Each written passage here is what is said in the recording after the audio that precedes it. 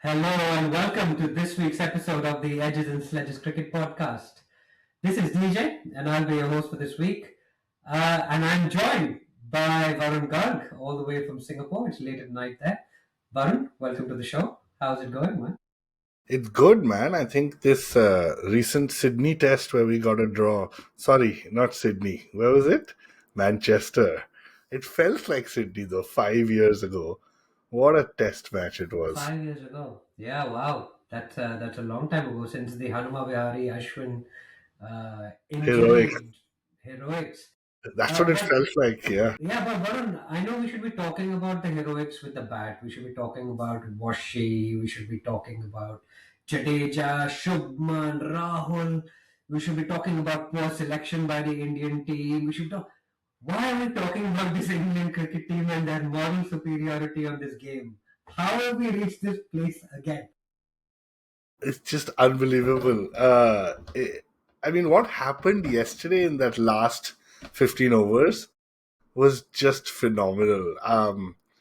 Yeah, I mean, do you want to get straight into that? Should we Yeah, I start mean, we there? have to, right? That sadly, instead of India batting 143 overs, the question has become whether we should have shaken hands with Ben Stokes when he decides the game is done. It's just unbelievable. He just rocked up with 15 hours to go and started being like, yeah, we're done. All right, let's shake hands. And then I've seen a lot of videos over the day, and the amount of pressure that has been put on Jaddu. So why can't you shake hands? Do you want to bat another hour? Do you want to score a century against Ben Duckett and Harry Brook? Crawley is standing there saying, just shake hands. I mean, it was like an attack on Jaddu, and I kind of wish Jaddu had just said, no, I want to bat and make my century. But he was just being attacked. Like if I was in his position, I would have reacted exactly the same way, right? Six guys around you saying, shake my hand, shake my hand, shake my hand. And you're like, I don't want to shake your hand. And he's just like, it's not my call. And then, of course it is, just shake your hand. And I don't know, DJ, I just thought it was so But ridiculous. there is a bit of miscommunication on this whether it was their call or not because Shubman said it was their call.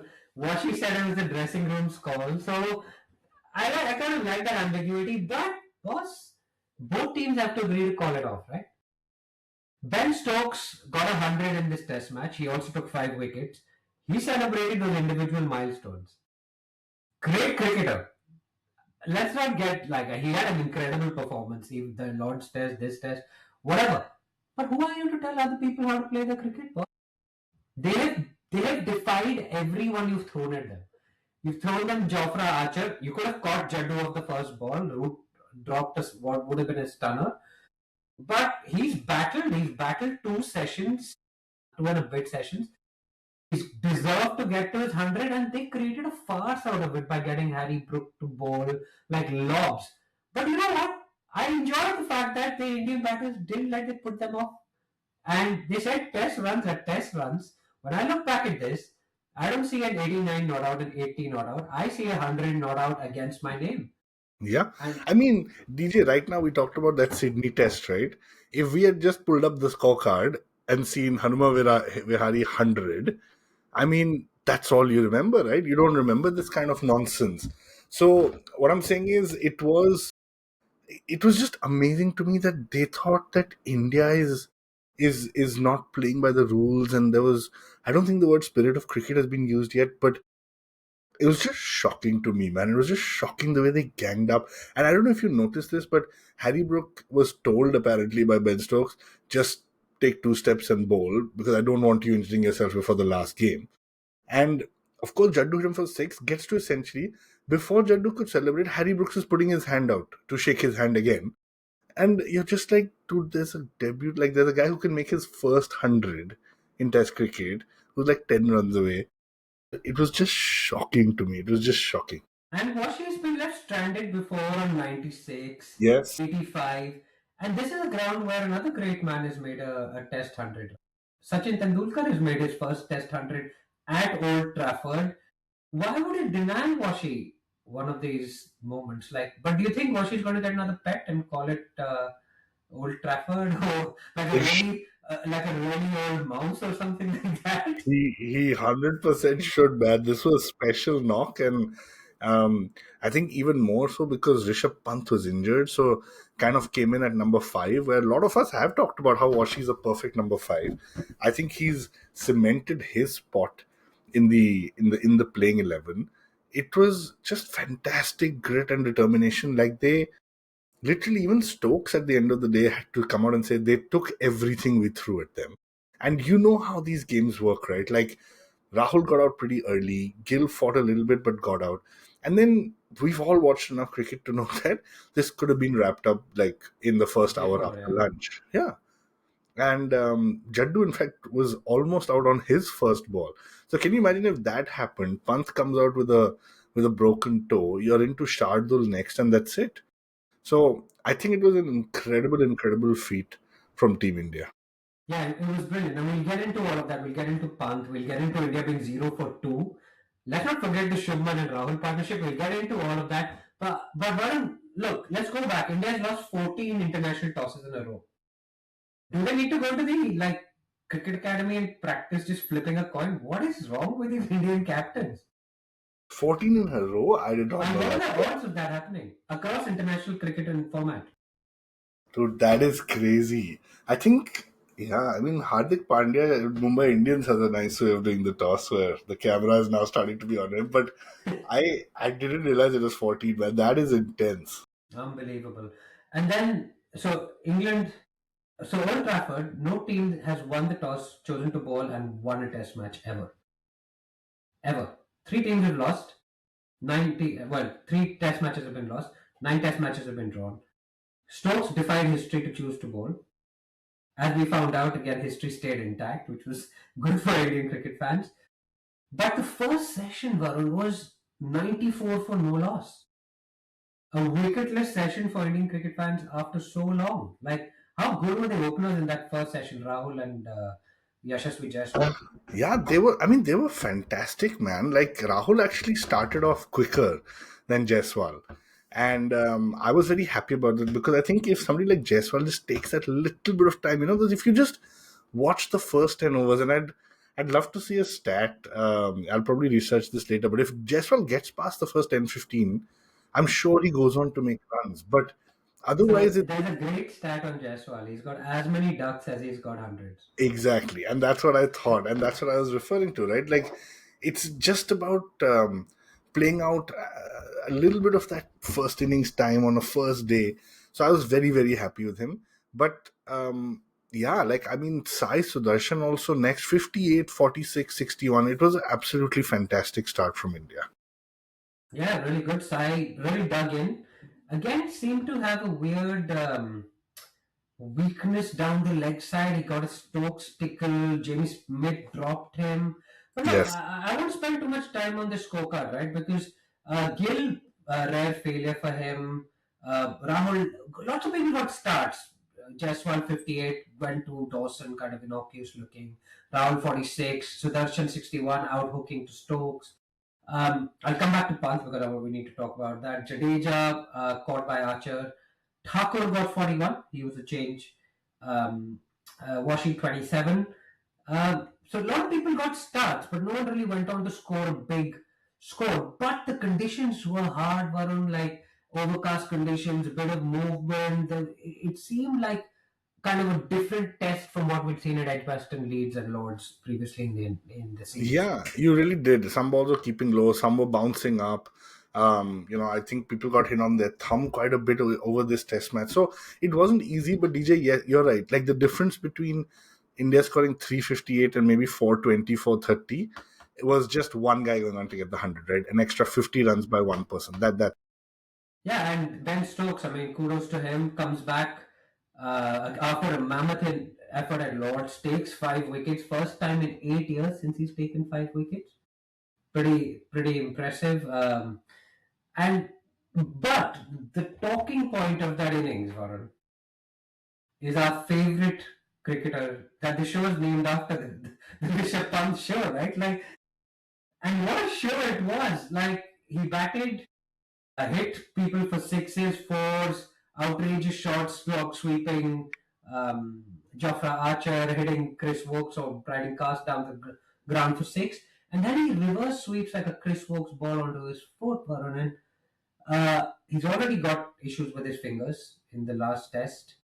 Declared fit to play this test match, or still in quite a bit of pain by the sounds of it. And then he like reverse sweeps this onto his foot. Everybody says that he's out for the game at least. He turns up at the ground in like a moon boot, like one of those like casts. And I know I texted you guys when he hobbled down those stairs at Manchester to coming to bat at the fall of Shardul Thakur's wicket. Because that's one of those goosebump moments in cricket, right? Like you remember Anil Kumble bowling with a band-aid jaw. You remember Graham Smith batting for the last wicket with a broken hand. I mean, Nathan Lyon, I think, with an ankle Nathan injury. Lyon last Ashes, like Yeah. standing by the boundary, hobbling out. Hanuma Vihari and Ashwin we've already just talked about, but this is a fractured foot, Varun. Like it's look, we have no doubt this man is a fighter. He's come out of one of the most horrifying car crashes anyone can ever imagine. He's back to doing what he loves, playing cricket for his country. But this is one of those like goosebump moments where like even when I'm talking about it, like I can feel like the hair on the end of my hand stand up because was that expected? Did you think it was? I mean, was it necessary? Was it warranted? Or like I mean, talk to me about it? it's very interesting because the reports that we were all reading is that he's out 6 weeks, right? That was the report before the start of day's play. And you're right, he showed up, he was hobbling, and then somewhere when Shardul was batting, you could see Pant standing in the dressing room and he has his jersey on. I don't know if you noticed that.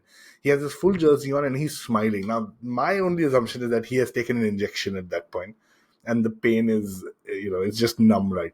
I did not expect him to come out to bat. I think he ended up getting the team an extra 18, 20 runs or so.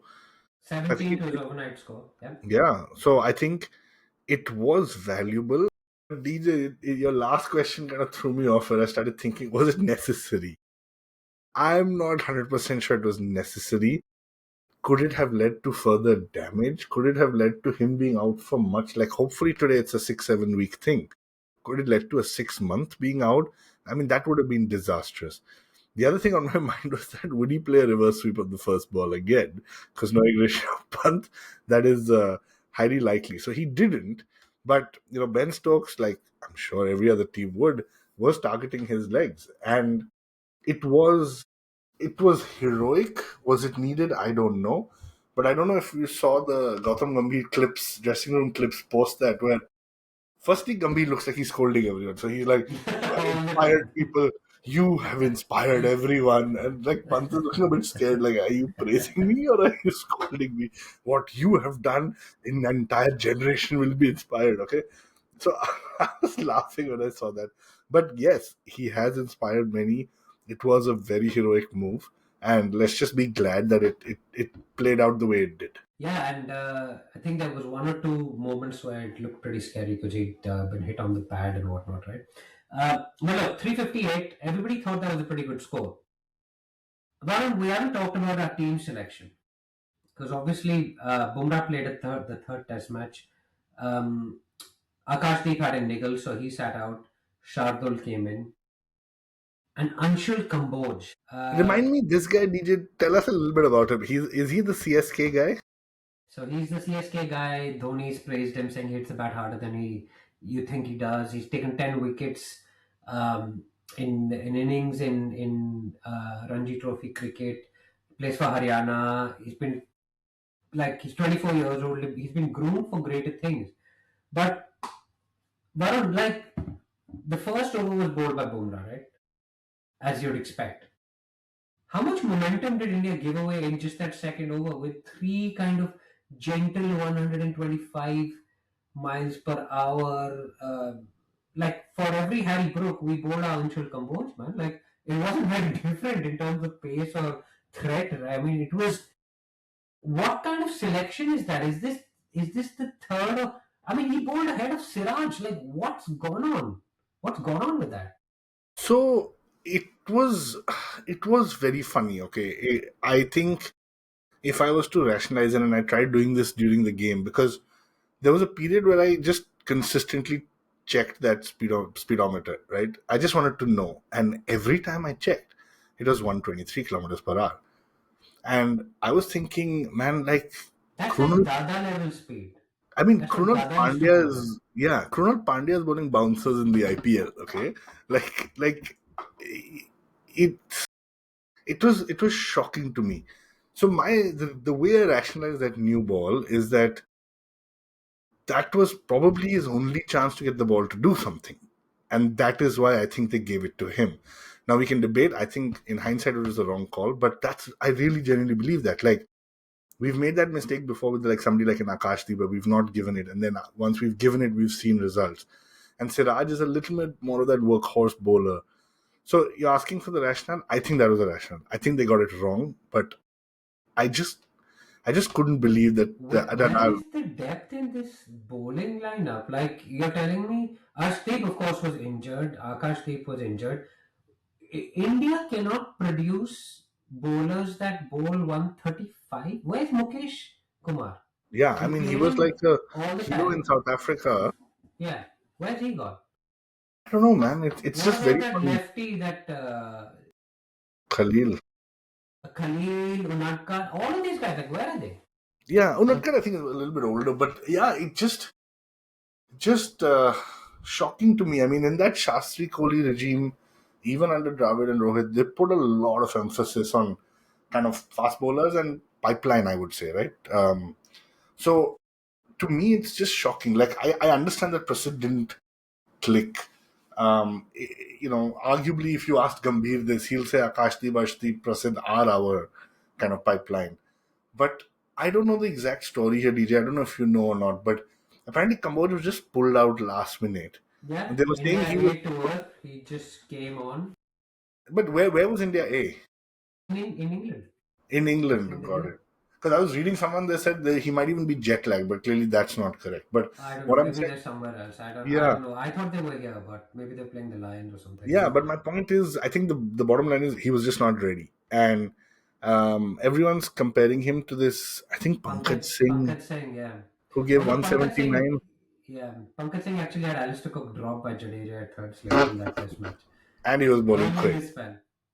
But you know what happens is it's a disservice to Kamboj because the A, he's not performed. B, he looked personally very uncomfortable to be out there.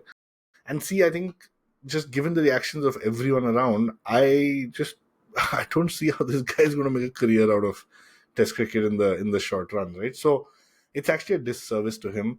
It Yeah, it's does a not disservice to make any sense. all the fast bowlers that are plying their trade back home on those tracks, right? Like an Umesh Yadav. Yeah, I mean, just Umesh Yadav is like Umesh Yadav, Mukesh Kumar, just keep them ready. I mean, Bhuvaneshwar Kumar, where is he? Like he was playing here, like he was playing club cricket or something over here. Because he was, I saw, like one of my friends saw him in the mall shopping. So Bhuvi was here. I'm like, you're telling me Bhuvi can't like bowl better than that? This was and like a also, poor man, version of Praveen Kumar, man. Like it was that, like Praveen Kumar without swing was Kamboj. It yeah, was that bad. yeah, it was really bad. And where's Shami, by the way?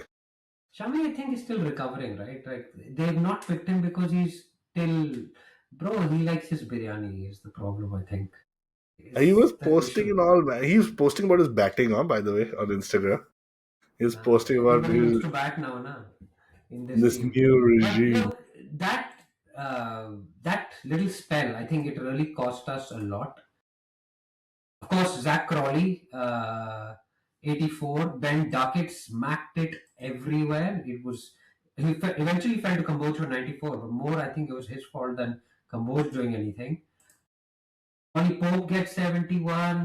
But look, all of these guys, I think, Duckett apart, the guy that in India I've seen the most of, and there's good reason for it, is Joe Root.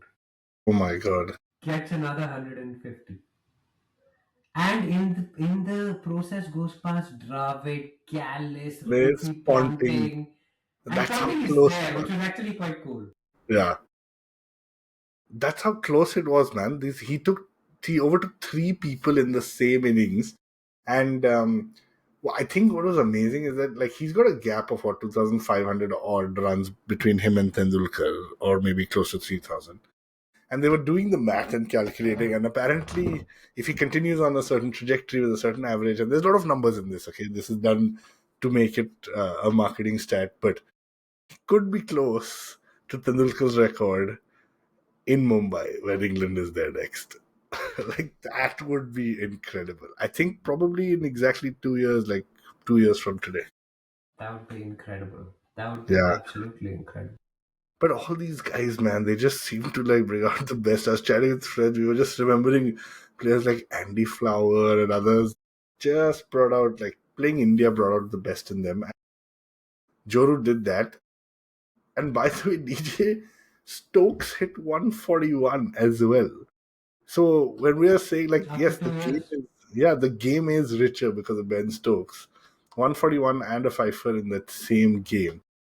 And so they ended up at 669.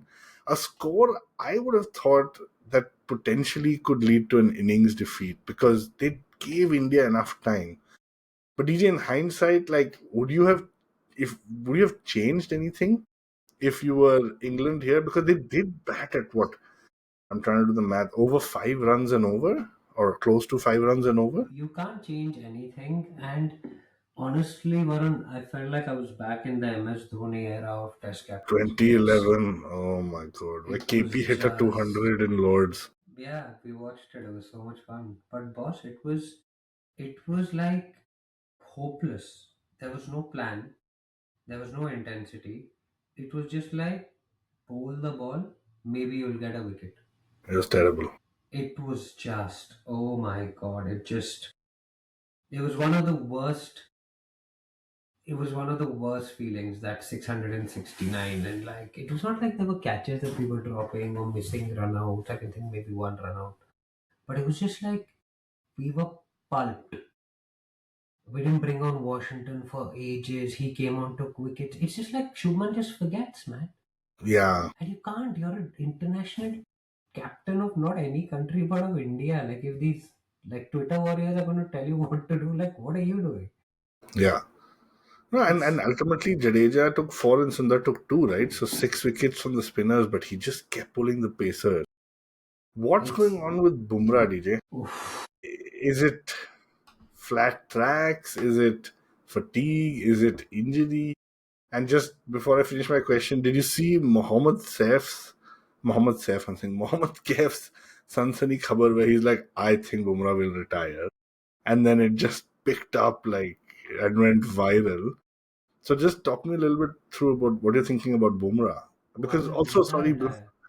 I know, also remember there was a stat that went around that said India performs better when Bumrah is not playing, and um, what's going on? This is not going to happen. It basically, I think flat track, hard outfield or soft outfield or some issue with the outfield. He bowled a lot of overs. 33 is a lot of overs for a fast bowler, man. Over 2 days. By the end of that spell, I think anybody would be in a bit of pain. Not that interested. Not like Gill had any plans to get a wicket. But then, what is the coach doing in that whole process? Gambhir just come out and said shake hands. No, no. Shake If hands. Shastri was there, like the whole thing with the Shastri Kohli thing was that they didn't hang around waiting for things to happen. It was just something or the other happened because they made it happen. Yeah, Kohli and was an that impatient captain also, right? In a way, it's better to be impatient in Test cricket because there's so much time. It was just one of those awful sessions where you're like, this is never going to end. England are going to bat forever. and And that's when, by the way, I switched it off. I could not watch it. That 2011 memories just scarred me. So we were yeah, joking just before I started the podcast on who should host it because I actually actively switched it off for periods where they were just Stokes and Root were just batting. no, it was really bad. Once that got over, finally, 669, highest ever score at Old Trafford. England's, I think, fifth highest score, highest during Bazball era after something they did in Pakistan, which is 800 plus. 0 for 2 with a 300 plus run deficit.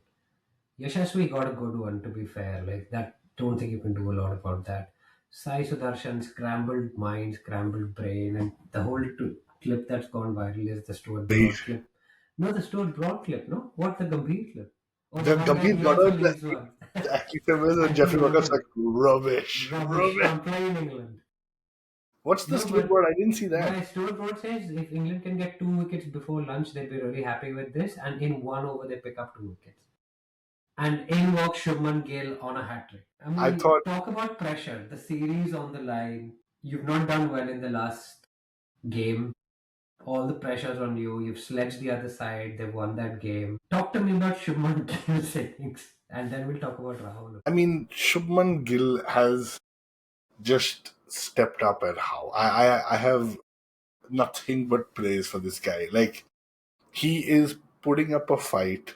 He is going at the Englishman. He is scoring what over 600 runs, 4 centuries. I think DJ before this test, his average was like 35 odd, and I'm just going to pull it up as we're speaking. But I think today his test average, if I'm not mistaken, should be closer to about 45 or so, right? So that's what it's done. That just shows you what impact this guy has had in a very short period of time as captain. So yeah, average close to 43. So I mean, if there was a guy I wanted out there in that situation, it was Shubman Gill. If there was a guy I wanted opposite Shubman Gill, it was Gill-Rahul. And I was just really glad that both these guys were there.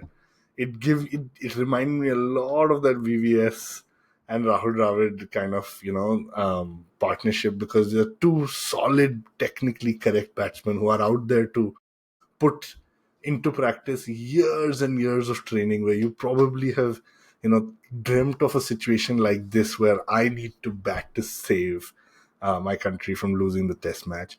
And they both came out with flying colors, man. Shubman Gill another 100, Gill-Rahul 90. I think got very, very unlucky. It was a great ball that kept slightly low, Unplayable. and It kept it was low. unplayable. It was unplayable. Otherwise, he would have had a century too, and you would have had 4 centurions in this game. So, to me, like, both Rahul and Gill are kind of the backbone of this Indian team. If you think about it, for the last 10 years or 7, 8 years, our complaint has been the batting, right? And with Kohli and Rohit gone, I personally thought this series is going to be a disaster from a batting perspective. Knowing that, yes, Kohli and Rohit weren't contributing enough, but it's their presence. But the tables have turned, and how? Like, the batters have stepped up and continued to kind of save us. And it was incredible. Like they put on a 100 run partnership, 100 plus 172 actually, on day four, leaving India hope. Apparently, everybody was checking train times and how they can get back to London and stuff. Because this looked like we sat through lots of test matches where this test match is over on day four. There's a collapse, Pant doesn't bat. We feel sad, we're like, okay, young team, let's move on to the next one. This was different though. This was like we're 0 for 2. We've basically got 7 wickets left, two of whom can't hold a bat really, or maybe three of whom, which is Kamboj, Bumrah, and Siraj. For all the best will in the world, aren't really going to be able to save your test match or win your test match. This was a game of pretty fine margins because when Washy came out to bat at 5, I was like, who else is left in this team? And then I looked up and saw Shardul Thakur was padded up, and I'm like, this is after Jadeja, there's like no one. There really wasn't very much left, was there? No, there wasn't, and that's why these guys had to dig deep. And again, like, when Jadeja came in, and my heart was in my mouth when he edged that to root, and I was just praying, because he did ended up dropping it, right? But if that catch had stuck, this match would have unfolded in 45 minutes. And we would have said the same thing. This was the 40 minutes origin place of 45 minutes of bad cricket. bad The cricket, right? semi-final, 40 minutes of 2019. bad cricket, and that's exactly what would have happened. So I think, I think it was incredible from the India batters. I think the fact that Washington Sundar stood out. I mean, if you ask me, he's technically more correct than Jaddu, and he bats beautifully, man. Like, there should be nobody questioning Washington Sundar's place in any Test 11 now. So Yeah, man, they've just both batted beautifully. I mean, to be honest, like I think Jadeja's averaging over 100 in this series, and he's made more runs than Root in this series. So that just shows you the kind of contributions that these guys are putting up. Now, talk to me about the promotion for Washy. Didn't seem to know why he got it, but did it negate that? And Nasser Hussain seemed to think so. Did it negate that ball keeping low from outside the right-handers off stump?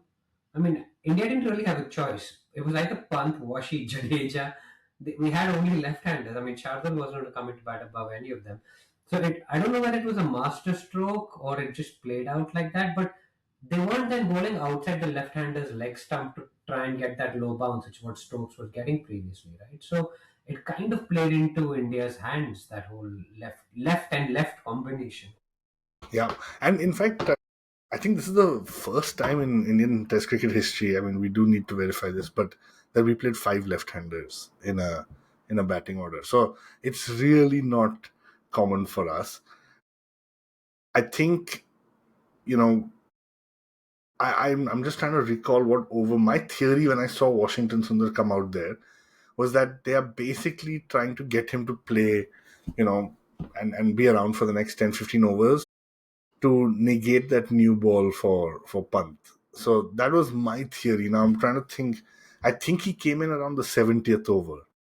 And so I think the strategy probably would have been go out there, face that new ball, and shield kind of Pant and Jadeja from that. Now who knows whether that's true or not, but it paid off. And again, I repeat myself. I've had a lot of conversation with people saying Washy should probably be batting at 5 anyway. In fact, some people have gone and now said Washy should be batting at 3. I'm like, guys, just kind of calm down. Like you have to take perspective here, but just very very technically correct, and he showed that, right? It's into the heat of the moment, in the pressure, it's very easy to get out. We saw that in the previous test. In 4 balls he had given a cotton ball to Archer. So yeah, man, just not enough words to kind of give them praise for this. And in Kohli's great words, I think if they had spoken and said "Sham tak khelenge to inki dash dash dash," I think that's what they did, man.